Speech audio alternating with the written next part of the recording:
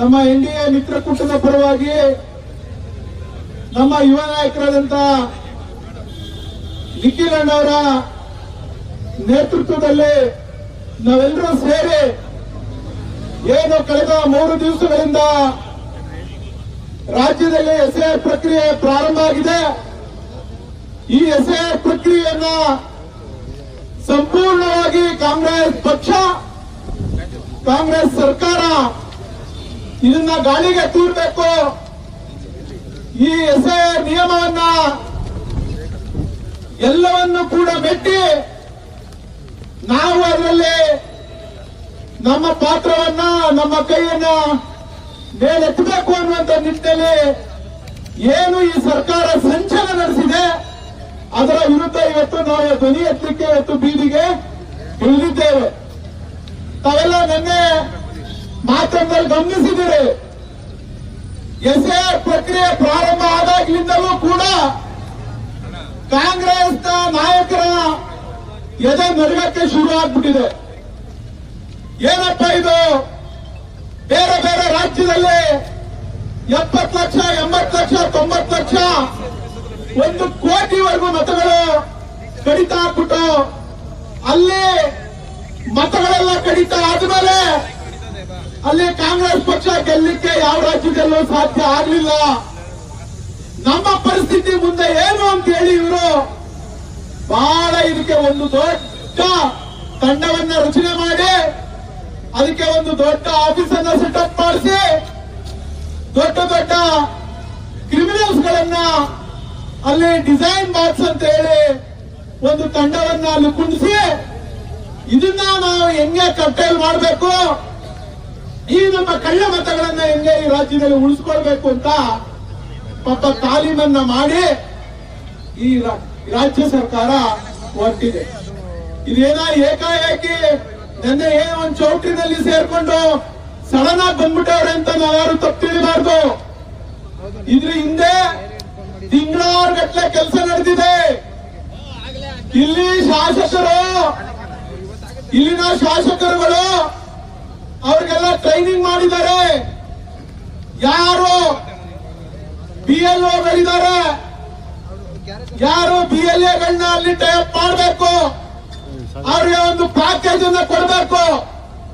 ಒಂದು ಫಾರಂಗೆ ಇಷ್ಟು ದುಡ್ಡು, ನೀವು ದುಡ್ಡು ಬೇಕು, ಮತ್ತೆ ನಾನ್ ಬೇಕು ಅಂದ್ರೆ ನೀವು ಕೆಲಸ ಮಾಡಬೇಕು ಅಂತ ಹೇಳಿ ತಾಕೀತ್ ಮಾಡಿ ಇವತ್ತು ಗುಂಪನ್ನ ಸೇರಿಸಿ ಒಂದು ಕಲ್ಯಾಣ ಮಂಟಪದಲ್ಲಿ ಆ ಫಾರಂಗಳನ್ನ ಕಲೆಕ್ಟ್ ಮಾಡಿ ಈ BLAಗಳಿಗೆ, ಈ BLOಗಳನ್ನ ಅಡ್ಜಸ್ಟ್ ಮಾಡಿ ಈ ಭ್ರಷ್ಟ ಅಧಿಕಾರಿಗಳಿದಾರಲ್ಲ ನಮ್ಮ ಜಿಲ್ಲೆಯಲ್ಲಿ ಕೆಲಸ ಮಾಡ್ತಾ ಇದಾರಲ್ಲ ಅವ್ರಿಗೆ ಮೊನ್ನೆ ಅಲ್ಲೆಲ್ಲೋ ಒಂದು ಚಿಕ್ಕಬಳ್ಳಾಪುರದಲ್ಲಿ ನಡೀತಲ್ಲ ಆ ತರ ಸೇವೆ ಇಲ್ಲಿ ನಡೆಯೋವರೆಗೂ ಇಲ್ಲಿ ಅಧಿಕಾರಿಗಳು ಕೆಲಸ ಮಾಡಲ್ಲ ಅಂತೇಳಿ ಕಂಠಾಘೋಷವಾಗಿ ನಿಮ್ಮೆಲ್ಲರ ಪರವಾಗಿ ನಾನು ಹೇಳಲಿಕ್ಕೆ ಇಷ್ಟಪಡ್ತೀನಿ. ನಿಮಗೆ ಈ ಜಿಲ್ಲೆನಲ್ಲಿ ಪಾರದರ್ಶಕವಾಗಿ ಸಂವಿಧಾನಾತ್ಮಕವಾಗಿ ನೀವು ಕೆಲಸ ಮಾಡಕ್ ನಿಮ್ಗೆ ಯೋಗ್ಯತೆ ಇಲ್ಲ ಅಂದ್ರೆ ಹೋಗಿ ಕಾಂಗ್ರೆಸ್ನವ್ರ ಮನೆ ಬಸವು ತೊಳಿರಿ. ನೀವು ನಿಮ್ಗೆ ಅದಕ್ಕೆ ಯೋಗ್ಯತೆನ ಅದಕ್ಕೆ ನೀವು ಪಡ್ಕೊಂಡಿದ್ದೀರಿ ಅಂತ ಹೇಳಲಿಕ್ಕೆ ಇಷ್ಟಪಡ್ತೇನೆ. ಹೋಗಿ ತೊಳಿರಿ, ನೀವು ಅವ್ರ ಮಕ್ಳು ತುಂಡಿ ತೊಳಿರಿ. ಹೋಗಿ ಇಲ್ಲಾಕ್ರಿ ಪ್ರಜಾಪ್ರಭುತ್ವವನ್ನ ಈ ಜಿಲ್ಲೆಯಲ್ಲಿ ಗಾಳಿ ತೂರ್ತಿರಲ್ರಿ. ನಿಮ್ಗೆ ಯಾರು ಹೇಳೋರು ಕೇಳೋರು ಇಲ್ಲ ಅಂತ ಅನ್ಕೊಂಡ್ಬಿಟ್ಟಿದ್ದೀರಾ? ಜಿಲ್ಲಾಡಳಿತ ಇಲ್ಲಿ ಯಾರೋ ಮಾತಾಡಿದ್ರೆ ಅವ್ರ ಮೇಲೆ ಇಂಜೆಕ್ಷನ್ ತರೋದು, ಈ DC ಆಫೀಸ್ ಸುತ್ತ 144 ಸೆಕ್ಷನ್ ಹಾಕೊಳ್ಳೋದು, ಯಾವ ಪತ್ರಿಕೆಯರು ಹೋಗಂಗಿಲ್ಲ, ಯಾವ ಪಕ್ಷದವರು ಹೋಗಂಗ್ ಕೇಳಂಗಿಲ್ಲ, ಯಾವ ಸಂಘಟನೆಯರು ಹೋಗಿ ಕೇಳಂಗಿಲ್ಲ, ಯಾವ ಒಂದು ಮೆಮೊರಾಂಡಮ್ ಕೂಡ ನಿಮ್ ಕೈಲಿ ಈಸ್ಕೊಳ್ಳುವಂತ ಯೋಗ್ಯತೆ ಆ ಶಕ್ತಿ ನಿಮ್ಗಿಲ್ಲ ಅಂದ್ಮೇಲೆ ಯಾಕ್ರಿ ಈ ಜಿಲ್ಲೆಯಲ್ಲಿ ಕೆಲಸ ಮಾಡ್ತೀರಿ? ಯಾಕೆ ಜಿಲ್ಲೆಯಲ್ಲಿ ಕೆಲಸ ಮಾಡ್ತೀರಿ? ಸರ್ಕಾರ ಸಂಬಳ ಕೊಡ್ತಾರೆ, ಅವ್ರ ಮನೇಲಿ ವಾಚ್ಮನ್ ಕೆಲಸ ಮಾಡಿ, ಹೋಗಿ ಕೆಲಸ ಮಾಡ್ರಿ. ಇಂಥ ಭ್ರಷ್ಟ ಅಧಿಕಾರಿಗಳು ಎಲ್ಲಿವರೆಗೂ ಈ ಜಿಲ್ಲೆಯಲ್ಲಿ ಇರ್ತಾರೋ ಈ ತರ ನಮ್ಮ ಅಮಾಯಕರನ್ನ ಈ ತರ ಯಾಮಾರಿಸಿ ಕಳೆದ ಚುನಾವಣೆಯಲ್ಲಿ ನಮ್ಮನ್ನ ಯಾವ್ದೋ ಕಾರ್ಡ್ ಕೊಟ್ಬಿಟ್ಟು ಸೋಲಿಸಿದ್ರಲ್ಲ ಅದು ಮತ್ತೆ ರಿಪೀಟ್ ಆಗಕ್ ಆಗಲ್ಲ. ಕಳ್ಳ ಮತದಾನ ಸೇರಿಸ್ಕೋಬೇಕು, ಕಳ್ಳ ಮತದಾನ ಮಾಡಿಸ್ಕೋಬೇಕು, ನಾವು ಗೆಲ್ಲಬೇಕು ಅಂತ ಹೇಳಿ ಇವತ್ತು ನೀವು ಎಲ್ಲೋ ಕುತ್ಕೊಂಡು ತಾಲೀಮನ್ನ ಮಾಡಿ ದುಡ್ಡಿದೆ ಎಲ್ಲೋ ಅಕ್ಲಾಯ್ ದುಡ್ಡು, ಯಾರೋ ದುಡ್ಡು 15%, 20%, 30% ಕಮಿಷನ್ ಬರ್ತದೆ. ಆ ದುಡ್ಡ ಎಷ್ಟು ಬೇಕಾದ್ರೂ ಖರ್ಚು ಮಾಡೋಣ, ಚೆಲ್ಲೋಣ ಅಂತ ಹೇಳಿ ನಿಮ್ಮ ಯೋಗ್ಯತೆಗೆ ಇವತ್ತು ಈ ಜಿಲ್ಲೆಯಲ್ಲಿ ಏನ್ 3 ವರ್ಷದಿಂದ ಕಟ್ಟ ಹಾಕಿದಿರಿ ಅಂತ ಒಬ್ಬ ಸಾಮಾನ್ಯ ಕಾರ್ಯಕರ್ತ ಕೇಳಿದ್ರೆ ನಿಮ್ಗೆ ಹೇಳಲಿಕ್ಕೆ ಒಂದು ಪದನೂ ಕೂಡ ಇಲ್ಲ. ಈ ಸುಮ್ಮನೆ ಈ ಜಿಲ್ಲೆಯ ನಾಯಕರುಗಳು, ಈ ಜಿಲ್ಲೆಯ ಶಾಸಕರುಗಳು ಏನ್ ಹೇಳೋದು ಅಂದ್ರೆ ನಮ್ ಕುಮಾರಣ್ಣನ ಬಗ್ಗೆ ಹೇಳೋದು, ಬಿಜೆಪಿ ಅವ್ರ ಬಗ್ಗೆ ಹೇಳೋದು, ಇಲ್ಲ ನಿಖಿಲಣ್ಣವ್ರ ಬಗ್ಗೆ ಹೇಳೋದು. ಇಷ್ಟೇ ನೀವು ಮಾಡಿರೋ ಕೆಲಸ. ಕಳೆದ 5 ವರ್ಷದಲ್ಲಿ ಈ ಜಿಲ್ಲೆಯಲ್ಲಿ ನಾವು ಬೆಳೀತಂತ ಸಂದರ್ಭದಲ್ಲಿ ಏನೇನು ಕೆಲಸಗಳನ್ನು ಮಾಡಿದ್ವಿ. ಯಾವತ್ತು ಈ ತರ ಅಲ್ಕ ಕೆಲಸವನ್ನ ನಾವು ಆಡಳಿತದಲ್ಲಿ ಇದ್ದಾಗ ಮಾಡಲಿಲ್ಲ. ಇವತ್ತು ನಿಮ್ಮ ಜಿಲ್ಲಾಡಳಿತಕ್ಕೆ ಎಚ್ಚರಿಕೆ ಕೊಡ್ತಾ ಇದ್ದೀವಿ. ನಾವು ಇವತ್ತೇನೋ ಬಂದು ಇಲ್ಲಿ ಭಾಷಣ ಮಾಡಿ ನಿಖಿಲಣ್ಣ ನೇತೃತ್ವದಲ್ಲಿ ಹೋಗೋರಲ್ಲ.